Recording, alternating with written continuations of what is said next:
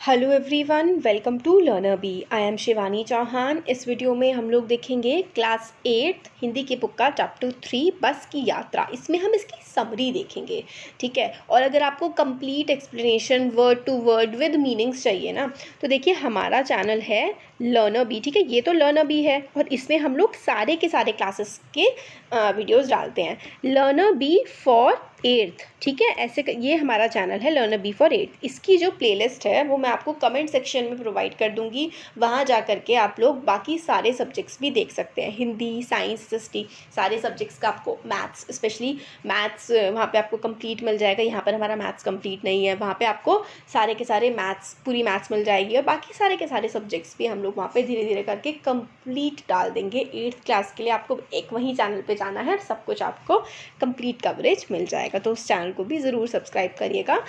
इसका जो मैं कमेंट में पूरा प्रोवाइड कर दूंगी उसकी प्लेलिस्ट। तो देखिए बस की यात्रा, इसके हमने कंप्लीट एक्सप्लेनेशन वहाँ पे किया हुआ है। यहाँ पे हम लोग देखते हैं इसकी समरी। तो देखिए ऐसी खचाड़ू सी बस, ऐसी बुरे हालत में जो बस थी, इसमें जो लेखक हैं वो ट्रैवल कर रहे हैं। तो क्या होता है, हरिशंकर परसाई उच्च कोटि के व्यंग्यकार हैं। व्यंग्यकार मतलब एक होता है ना कि मजा, व्यंग करना, टॉन्ट मारना। मतलब एक तरह से जैसे कि आपका कोई फ्रेंड की शर्ट है, सपोज करिए वो बड़ी ख़राब लग रही है, आप कहें अरे वाह बड़ी बढ़िया शर्ट है, तो ये होता है व्यंग। तो ये जो इसके राइटर है ना हरिशंकर परसाई, वो उच्च कोटि के मतलब पहले दर्जे के व्यंग्यकार हैं। इस यात्रा वर्णन पाठ में उन्होंने बताया है कि किस तरीके से वाहनों के मालिक धन के लालच में पुराने घिसे हुए और जर्जर अवस्था के वाहन सड़कों पर चलाते हैं। इसका मतलब है कि जो वाहनों के मालिक होते हैं, जैसे कि उस बस का जो ओनर है, इतनी खराब बस थी फिर भी वो सड़कों पर इस बस को चला रहा था पैसे कमाने के चक्कर में, ठीक है। तो लेखक इसी के बारे में ही बात करते हैं। लेखक और उनके मित्र कंपनी के काम से सतना गए थे, ठीक है। लेखक और उनके कुछ फ्रेंड्स जो थे वो सतना गए थे अपने फैक्ट्री कंपनी के काम से। वापसी पर उन्होंने पन्ना के लिए जो बस पकड़ी, ये जगह के नाम है, ठीक है। सतना, पन्ना, ये सारे के सारे कहाँ हैं, मध्य प्रदेश में हैं। तो वापसी में उन्होंने पन्ना के लिए जो बस पकड़ी वह काफ़ी पुरानी और जर्जर अवस्था में थी। मतलब देख लीजिए आप कैसी खराब सी हालत में वो है, ठीक है। लोग उस बस में यात्रा करने से हिचक रहे थे। मतलब उनको डर लग रहा था कि भाई ऐसी बस की हालत है, और डर तो ऑब्वियसली लगेगा इतनी खराब हालत की बस में। लेखक ने जब बस को देखा तो वह स्वयं से पूछ बैठे कि क्या ये बस चलती भी है। बस कंपनी का एक हिस्सेदार उन्हें विश्वास दिलाने लगा, ठीक है, कि डरने की कोई बात नहीं है, ये बस बहुत ही अनुभवी है, बड़ी एक्सपीरियंस्ड और बड़ी पुरानी बस है। लेखक को जो लोग विदा करने आए थे वो लोग उनकी तरफ ऐसे देख रहे थे कि मान लो अंतिम विदा कर रहे हो, ठीक है। इसके बाद तो मिलने नहीं वाले, इतनी बुरी बस में बैठे हैं, क्या पता कल हो ना हो, इस तरीके की हालात बस के थे। जब बस चली तो ऐसे आवाज़ कर रही थी जैसे इंजन यात्रियों की सीट के नीचे लगा हो, कि मतलब इतनी घड़ घड़ घड़ घड़ कर रही थी कि ऐसा लग रहा था इंजन जो है वो सीट के नीचे ही लगा हुआ हो यात्रियों की। बस का हर एक हिस्सा अलग अलग हिल रहा था, बहुत ही मतलब अलग ही अलग डायरेक्शन में हिल रहा था। कोई एक दूसरे के को सपोर्ट नहीं कर रहा था बस का कोई भी हिस्सा। लेखक लिखते हैं कि उन्हें ये समझ नहीं आ रहा था कि वे सीट पर बैठे हैं या सीट उन पर बैठी हुई है।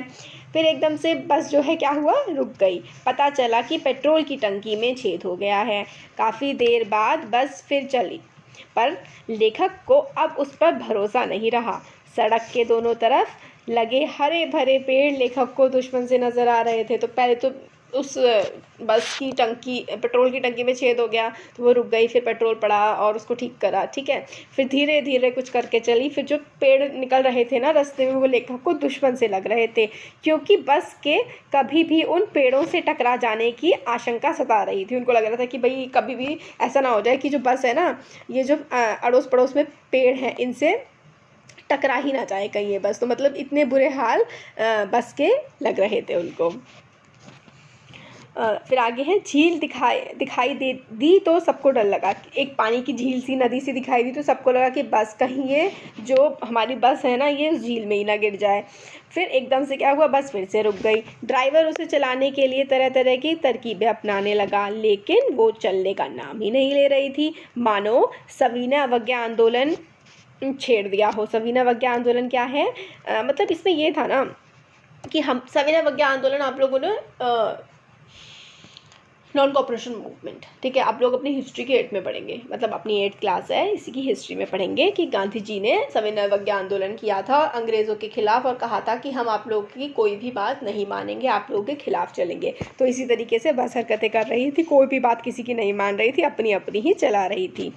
तो बस एक बुढ़िया की भांति थक कर बैठ गई, अब बिल्कुल रुके, जैसे बूढ़े लोगों से बेचारा ज़्यादा तो चला नहीं जाता, इसी तरीके से बस भी जो है वो बिल्कुल बूढ़े लोगों की तरह ही बेचारी थक के बैठ गई, ठीक है। फिर किसी तरह जो हिस्सेदार साहब थे, उन्होंने, हिस्सेदार साहब का मतलब है कि होता है ना बस में कई सारे मालिक होंगे, तो उनमें से एक मालिक बस का था जो उसने इंजन खोला, कुछ सुधार किया, तो बस जो है फिर दोबारा से बहुत ही धीरे धीरे करके चलने लगी। चांदनी रात में, मतलब चांद वाली रात थी, चांदनी रात में रास्ता ढूंढती हुई रेंगती हुई बड़े आराम आराम से वो आगे की तरफ बढ़ रही थी।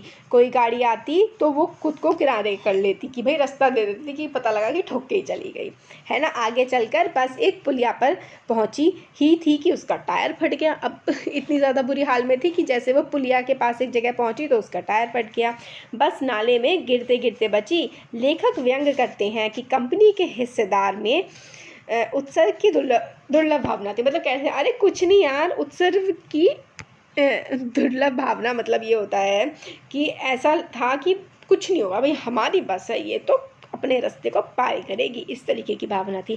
टायरों की हालत जानते हुए भी जान हथेली पर लेकर वो इंसान खुद भी उस बस में सफ़र कर रहा था। उस महान व्यक्ति के यात्रियों सहित अपनी जान खतरे में डालकर टायरों पर होने वाला व्यय बचा लिया। मतलब टायर जो होती, इतनी बुरी हालत थी, टायरों पे खर्चा होता, नए बदले जाते, अपनी भी जान हथेली पर, दूसरों की भी, मगर उसी बस में बैठ करके जा रहे हैं पैसे कमाने के चक्कर में। दूसरा घिसा टायर, लगातार बस फिर चली, ठीक है।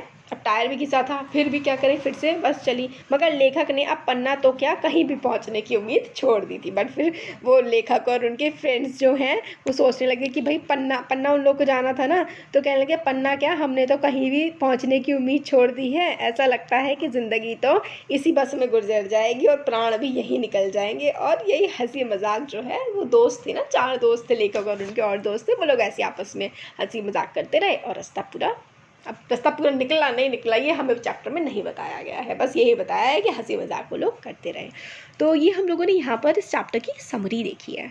तो अगर आपको इसका कंप्लीट एक्सप्लेनेशन, हर वर्ड का मीनिंग, इसके क्वेश्चन आंसर्स और बाकी सारे सब्जेक्ट्स भी जैसे मैथ्स, साइंस, ठीक है, वो सब कुछ अगर आपको चाहिए तो मैं कमेंट सेक्शन में लिंक प्रोवाइड कर दूँगी इसका